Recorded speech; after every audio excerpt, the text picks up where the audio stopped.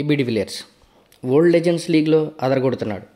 South Africa తరపున కెప్టెన్గా బరిలోకి దిగిన ఏబీ డివిలియర్స్ అటు బ్యాట్తో పాటు ఇటు ఫీల్డింగ్లోనూ వింటేజ్ ఏబీ డివిలియర్స్ని గుర్తు చేస్తున్నాడు.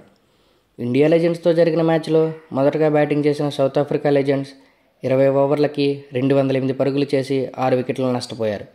మొదటగా బ్యాటింగ్లో హషీమ్ ఆమ్లా మంచి స్టార్ట్ ఇవ్వగా ఏబీ డివిలియర్స్ దాన్ని కంటిన్యూ చేశారు.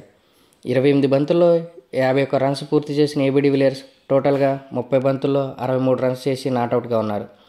రిటైర్మెంట్ ఇచ్చి 4 ఇయర్స్ అవుతున్నా కూడా తన బ్యాట్ నుంచి ఎలాంటి పవరు తగ్గలేదు. అదే హిట్టింగ్.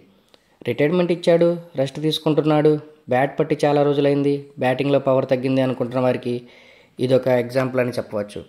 ఫీల్డింగ్లోనూ అదే మెరుపు వేగం. బౌండరీ దగ్గర సైరెల్ ఎర్వీతో కలిసి యూసఫ్ పఠాన్లు క్యాచ్ను ఒక అద్భుతంగా తీసుకున్నారు. ఈ క్యాచ్ వల్ల మ్యాచ్ స్వరూపమే మారిపోయింది. దీనివల్ల సౌత్ ఆఫ్రికా లెజెండ్స్ 88 రన్స్ తేడాతో మ్యాచ్ విజయాన్ని సాధించారు.